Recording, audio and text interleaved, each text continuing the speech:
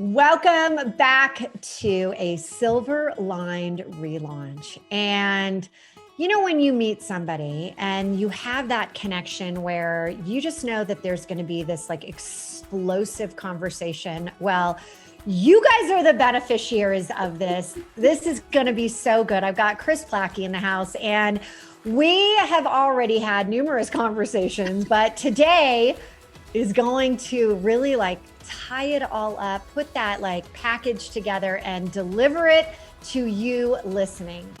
This episode is brought to you by the Fired Up Entrepreneur Program. And this is a program that we are so proud of.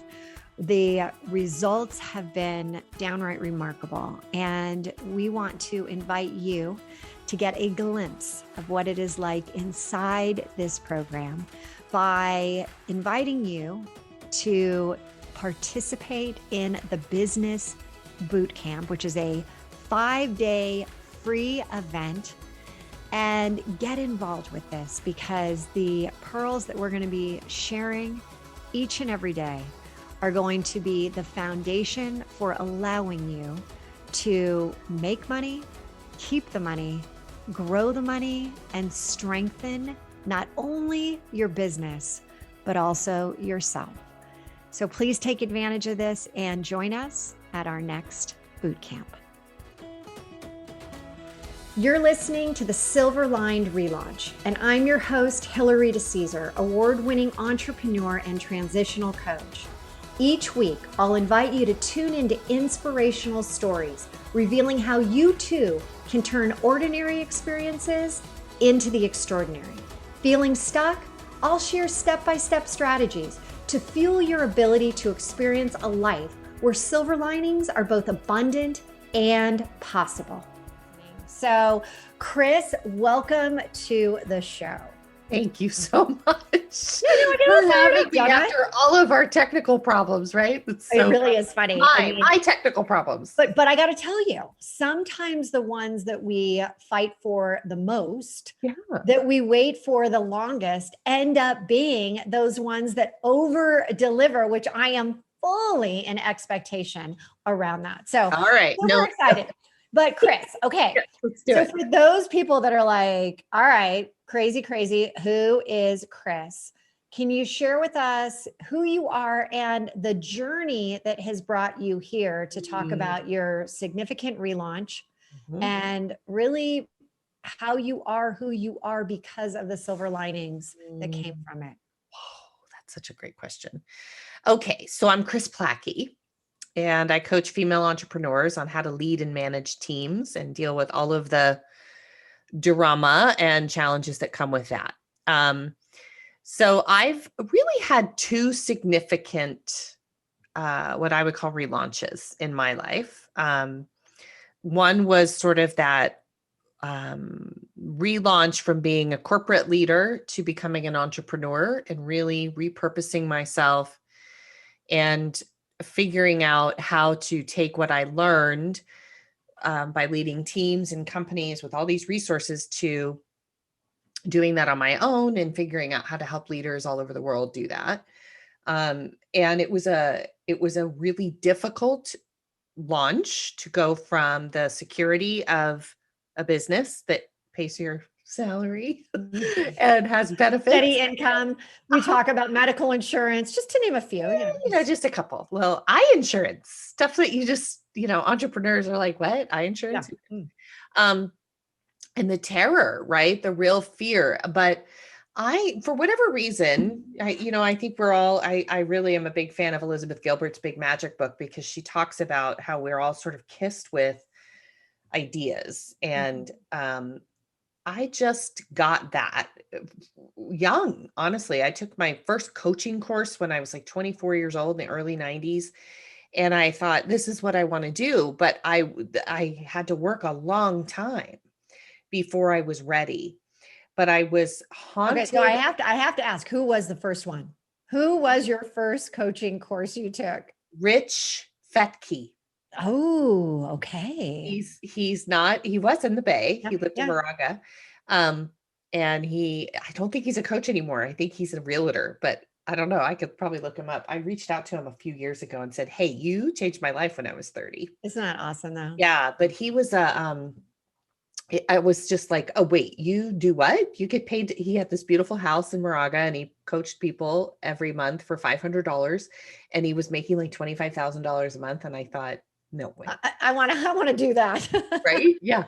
But I had a lot of work to do to get there, mostly from a confidence and a willingness to accept the risk of being an entrepreneur. And so the silver lining of the launch, of that relaunch, of that going from Kris Plachy, the master's prepared professional executive leader. I love how you kind of lowered your voice when Oh, you it said was it was like that. It was yeah, no, it was a man's world. It was like, yes, do mom. not be feminine. That is Oh not no. acceptable. Do not bring in any of that femininity. Yeah, None no of that way. woo-woo coachy, whatever. Yeah. But what was cool about where I did get to work is they let me play with my content. They let me play with my coaching. It was like an experiment. And I got to do that for several years. So I had this little bridge because I created a coaching team within, I was always an ops leader. And then I became a coaching leader, created a coaching team, and then I left. And it was terrifying the whole first year of my business. I didn't make a dime. So this is interesting though. So in your corporate world, they said, hey, create this environment. So that entrepreneurship environment, which by the way, so many companies are trying to embrace, thinking they're embracing, and they're so not embracing it. Terrible. Yeah.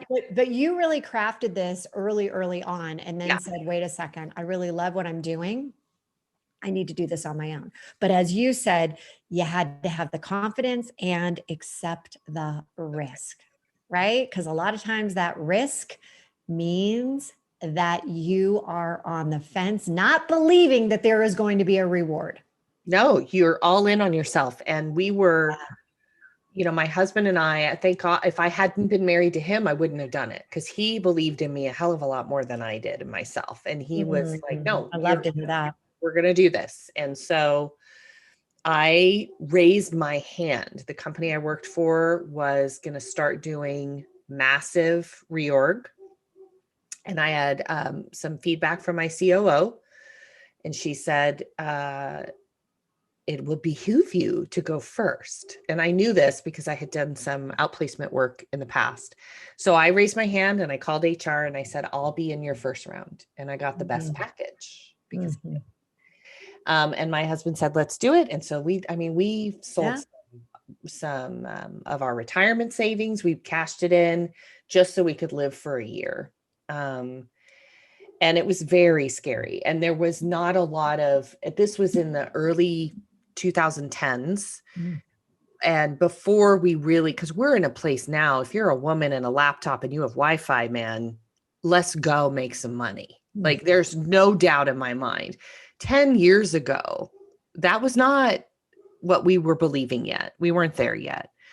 And so I think now I've really gotten to this point where I see that you have to, I used to have a sticker on my computer that said leap and the net will appear, right? That's an old, I think that's a Buddha quote or Rumi. Yeah. And I didn't believe it, but I did it anyway. And so the silver lining of that launch and relaunch of my second version of my career was learning how capable I am. And, you talked about how the company kind of let me build this program. I always just believed you could create whatever you wanted. I just kind of within the insulated cell of a existing company, it didn't feel like a lot of risk. And then when you go out and you do something on your own, you don't have that. And yet it's the same thing, right? It's just this belief that somehow, because you don't have a consistent paycheck, you're not safe, but really you're always as safe and secure as you decide to be. God, that is so true. It reminds me when I was working at Oracle for 10 years and the president, Ray Lane, was leaving to go to Kleiner Perkins, one of the largest venture capital firms. And he called me up and said, hey, come on over and do scrub sessions with all of our portfolio execs. And I said, well, gosh, I don't know how to do that. I've never done that. And he's like, oh, yes, you have. You've been doing it for the last 10 years, putting your, the people that worked for you and the people you managed and all the clients. And he's like, just I love the word just, right? Just put something together and I'm sure it'll be great. And I'm laughing as I hear you saying that, because that was a big push for me to kind of take that first really big, oh my God. And I know, through your story, you loved it. It's like, oh my God, could I be doing anything else? Yeah. Yeah. And I definitely have been one of those people now who thinks, oh man, I should have done this 10 years sooner. However, I shouldn't have, because everything happened exactly as it was supposed to. You've been in this for 11 years. Yes. 11 years. And I got to ask you. So when when that president of Oracle called me, that was probably 20 plus years. And there was no such thing as a coach. You were a consultant. Yes. 11 years ago. Were you called a coach? Because that must have still been the early days of coaching. It was. I was a certified life coach. I was not an executive coach. And there still are people who certify you, I guess. I actually certify leadership coaches who are life coaches. But I called myself more a consultant and a trainer. And then I remember there was also the point of, I'm a strategic advisor. What a mentor. Yeah. I mean, and that was actually what led me to the second sort of relaunch that I had, because that role, consulting, advising, while that's what I feel like I do, you're sort of at the mercy of what the client wants. That's what so many of these consulting firms do, is they write proposals, right, for clients. And every client is a new version of all of the things in your magic hat. And I did that for the first 6 years of my business. I was basically taking, listening to the needs of my client partners, my company partners, and then trying to create something that would support what they needed, whether it was the 360 or executive coaching or workshops. And I did a lot of speaking. I spoke for Microsoft and I spoke for PayPal, eBay, CVS, right? But it was always on like, well, we really need something that addresses this. And then I would fit into it, right? And I had a girlfriend who's very successful in coaching, and my business model used to make her really angry because I was always so exhausted. Well, I got to create this content for this people, and I have to write this proposal, and I don't know if I got the deal yet. And she's like, I hate your business. Can we just like tell people what you do and they come and buy it? Why are we making this so What a brilliant gal. Yes. Yes, she is pretty brilliant. So 3 years ago, we burnt the entire thing down. Everything about my business changed. My podcast, my website, my product, how I sold. I started doing direct B2C, right? So straight to the client who's going to hire me. I got out of corporate entirely. I said no for an entire year to all of the corporate partners that I had been working with. And I only focused on female entrepreneurs. The content of my work did not change. I'm still helping people learn. Kris, before you keep going, let me ask you, why focus on just females? Why the female entrepreneur? Why not men? Oh God, well, that's a great question. Okay. So the first answer is, by accident, some female entrepreneurs just found me and started working with me just because they heard about me or they found my podcast. And I fell in love with them because they have female entrepreneurs have their own unique challenges that I intimately identified with, because I am a female entrepreneur and I'm also a female leader. And the truth is, the majority of the people I've coached up until that point were men, because the majority of executives are men. That is so true. Yeah, I mean, that's just, it was the first leadership, 80% men. Yeah. 80%. The first leadership training I did for a first corporate partner I got, I walked in, there were 26 leaders in there and there were 2 women. Now, by the time we were done, 3 years later, they had a lot more women in the room.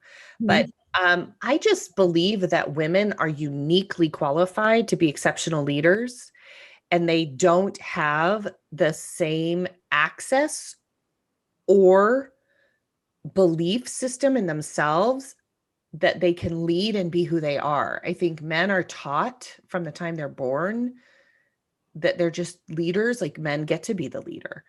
Women have to fight for it, and then they dismiss so many of the qualities they already have and tell themselves those don't make me strong as a leader. And I actually think it's the opposite. I think you leverage all that femininity, you leverage all of it. Leadership is feminine. Look Well, at I others. love I love what you're saying right now, because if Yeah. you really think about, people buy on emotion, not logical. So emotion is tapping into that emotional side, which is playing into the femininity. So that is 100% spot on in terms of, why we in fact should be teaching men how to embrace more of that emotional side of it, because I think it would significantly increase the success in everybody. Yeah. And the joy, we look at what's happening in employee engagement in corporations across the world. And we just have a lot of people who are really unhappy at work. And so the models that we have had in place for developing and helping leaders become leaders, I don't think are very effective. And they're tired. So And you decided to shift, take everything, throw out the old, you're in with the new. This is 3 years ago. You're now all in on female entrepreneurs. And I mean you're now rolling the dice in an area, but I'm not hearing there was as much risk, because you actually had been doing the coaching, consulting for years at that point, right? 7, 8 years. And you could lean into what you knew to be true yeah, so about from your. a content perspective, that didn't change. The customer and the marketing and the presentation and the niche, all of that, and saying no.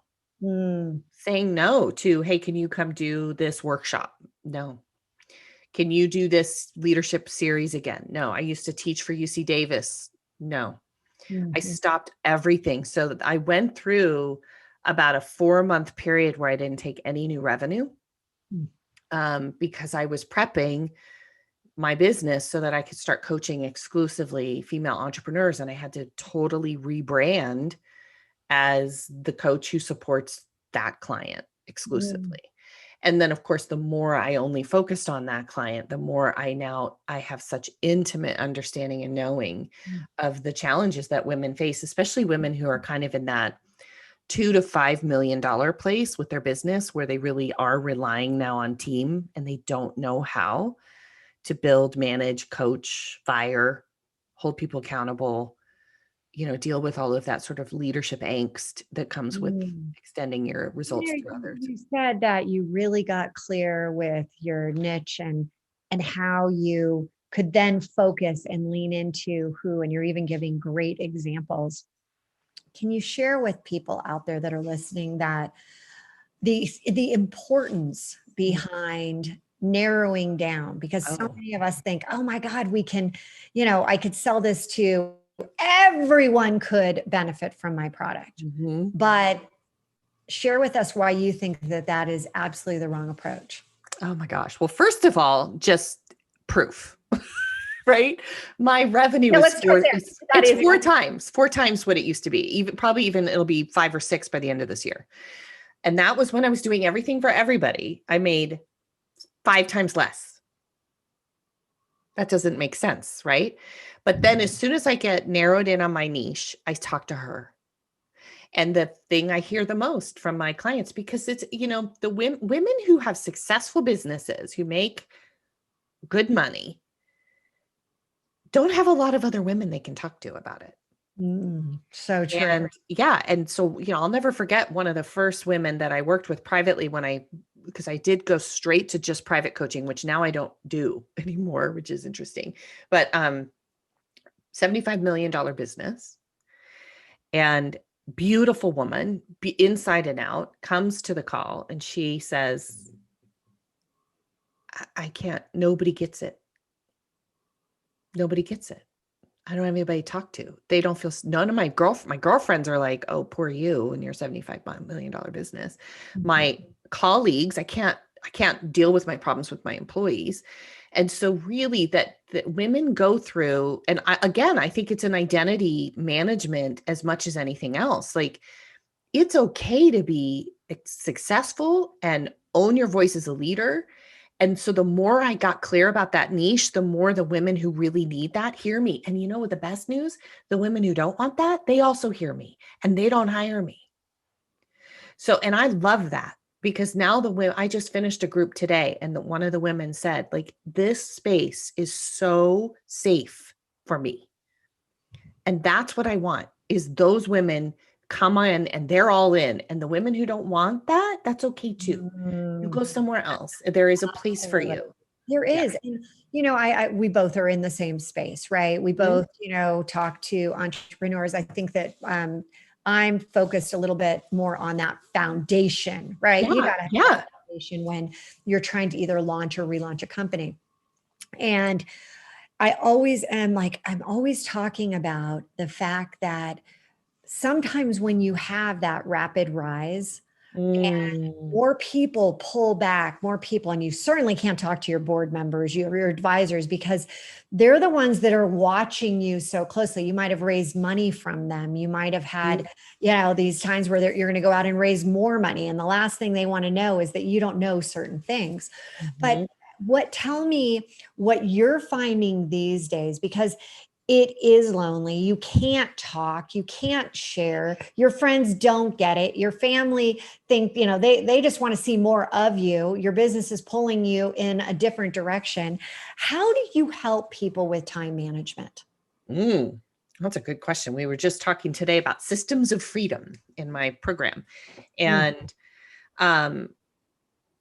there's really two ways that we have to think about managing your time, right? There's tactically, what you do, how you do it. And that's where the industry in that space just makes all their money, right? They just buy this planner, buy this thing, buy this tool, and you'll be able to manage your time. But really where time management comes in is it's a mindset, and it's also your willingness to set boundaries and accept that there will always and potentially always be people who are just disappointed with the choices that you make, and you're still okay. Okay, everyone who's listening out there, she said the B word. Sit down. She did it. She did it. She opened up Pandora's chest, the B word, that boundary, which 99.9% of us are, that's a tough one. Yeah. So it is. So in terms of that, keep sharing with us, like, do you have steps that help you with the boundaries? Because that is a challenge for all of us. I know I face it. And you know, there's ways that I believe you can really circumnavigate and be able to lean into how you are going to be able to share that, you know, what you're doing. But how do you recommend you do that? Well, what I find for most of my clients is it's a couple things. It's first sort of a worthiness, like that my space, my time is as important as the time you think you should have of mine. So it's like, I either get to give it to you or I get to keep it for myself, right? And in the sort of space that I work in with women who are CEOs, there are constant requests of their time. And they're usually not the big ones. It's more like, hey, do you have a minute?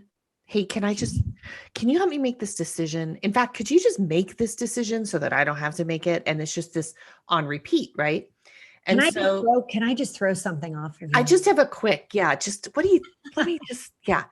So we teach in the program, we teach things like filters, like how do you help people make decisions? And then let you know what here are the two choices I'm going to make. Here we have idea filters, like here's the ideas that we have. And then they have to think through the idea, not you, right? So there are tactics that we can teach people so that they start to leverage their own critical thinking, which is one of the biggest complaints I know so many of us have today is people don't think, but then we do all the thinking for them. And that just takes our time. The second thing that I know that most of us don't have is just the words. And so even this morning, one of my clients, she's an ENT physician, and she's working on this, and she's practicing like the words that we have worked on, which is when people come to her, she said, I'm doing pretty well with people who come to me who have a quick question. I ask them to go, why don't you go see if you can ask Joyce or George or whoever and see if they can help you. I'm good with that. It's the ones who come back after I already helped them and they ask me the same question. That's so true. Right. And so it's like, so I said, okay, well, here's how we handle that. Hey, I think we talked about this on Tuesday. What do you remember from that conversation? But what you have to be willing to tolerate is their disappointment that you're not going to answer it. That's it. That's why we don't do it. First of all, we tell ourselves, well, it's just easier if I tell them. Not really, because now you're just setting them up to always come back to you. It's so much easier. This is such good advice. I love it. It's so much easier if you say, I think maybe we talked about this. Yeah. And be willing to have that pregnant pause. Be willing to just be quiet and look at them. Yeah. I don't. Yeah. And then we go, well, I don't remember. Okay. Why don't you go ask around? And then we talked about this morning. I said, it's important for you to explain to them, listen, me answering your questions all the time is not helping this organization. It's not helping you. And it's not helping me. So this isn't going to keep working. I know you know this answer. I know you know where to get the answer. And if someone were coming to you, what would you say to them is the answer? Make them think that's a great one. Yeah. Yes. Yes. So good. Okay. So with all that you have done and leaning into what you really truly believed was going to be this future, right? You felt it. You felt that there was something missing in your corporate job. You were willing to risk, the risk reward. You were willing to do that. Then again, where do you see yourself in the future going with where do you see coaching business going? Where do you see this industry? Because there are certainly a lot of us out there at this point that are getting certified in, a 3-week program and this and that. I mean, where do you see the industry going? I think it's like any industry. I think that there are, oh boy, there's a lot I could say. There's a really big difference between people who want to be coaches because they want to give advice and they just want to sell a product and they call themselves a coach versus people who I did a Martha Beck life coach training in the early 2000s years ago. So Martha, I learned a lot from her. And what stuck though, one of the things that stuck is, can you change someone's life in 10 minutes? And there's not a lot of those people. And I'm very confident that I am because I have been coaching for 20 years. And I really do know that there is not one thing someone could bring to me that I wouldn't be able to help them solve. I don't solve it. I believe everybody has their own solutions. So where do I see this industry going? I think it'll go the way, just like everything else. There'll be, there's 400 mattress stores that you could go buy a mattress from, but the mattress store you're going to go to is the one that actually has really quality product and really quality support. And I think the same thing is true for coaching. And I do worry because I think there's a lot of people who call themselves coaches who really aren't. And that is in some ways minimizing or depressing it could be harmful too. Yeah, the potential impact. But I really don't think about that so much because I don't have aspirations to have, 50,000 people working with my business. I have a very intimate business. I know every single one of my clients. I will keep growing and adding some coaches so that I can support more women, but I want to always know who people are. And so I'm very confident that my practice will always be a place that is, that the vision I've had, which is to prove the power of one thriving woman, that vision will always be the heartbeat and the soul behind all of the processes and the tools that we create. So as a client in the world who, if you're listening to this podcast, what a lot of coaches being in the world means to you is if you're looking for a coach, you need to be very discerning and thoughtful about what you're looking for. What's the relationship you want to have with someone? What are your expectations of that relationship? Chemistry, synergy, it all really matters. That's what I would say. So, but I think the industry will continue to grow. And I think that's a good thing. There are a lot of people who need a lot of help in a lot of different parts of their lives. I agree. And so in the rapid fire questions, when I ask these, I'd love to know, how many coaches do you have right now? I have one. Okay. Cause Who works for me, or that I have myself? Yeah, no, I have two that I work for. No, that actually coach me.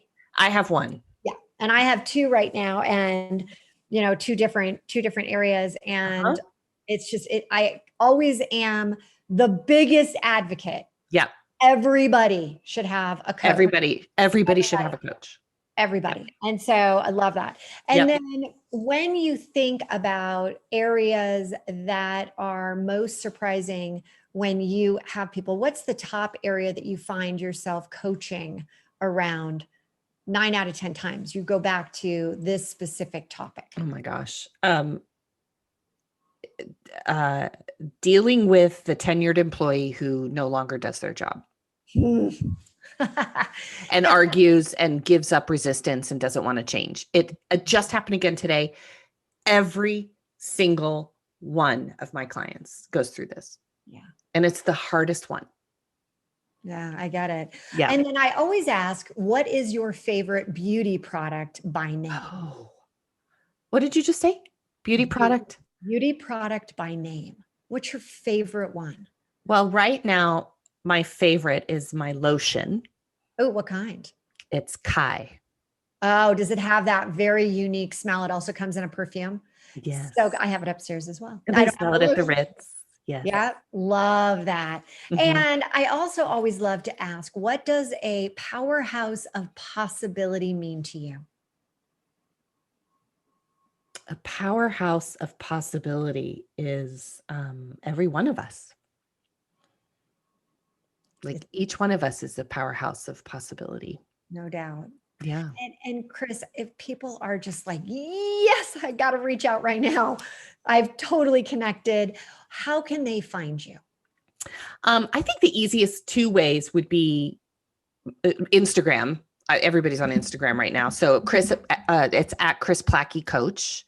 And then my podcast is called Lead Your Team, and it's on iTunes and Stitcher and wherever else you get your podcast from. And we'll make sure to have all of the show notes, all of these amazing tips that you gave us will be in the notes. You can get there with the www.relaunchco.com under podcast. So please go check that out. The links will be there to get in contact with Kris as well.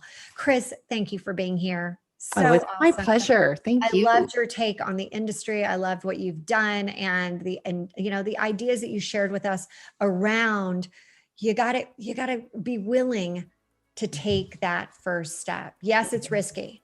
Yes, it is. But I mean, look at what you're doing now. As you said, your income as well as the mission of what you're trying to accomplish is growing, and kudos to you. Yeah. This was great. Thank you so much. We'll see you again soon. Okay. Thank you so much for tuning in to another episode of the Silver Aligned Relaunch. If I said something today that resonated with you, will you please head over to iTunes right now and leave us a 5-star review and share this episode with others and help them find the silver linings as well. And don't forget, you can have immediate access to the show notes, any giveaways, and the links to those amazing beauty products at therelaunchco.com/podcast. Until next time, there's always a silver lining, and now is the time to hit the reset button to relaunch those transitions into transformations.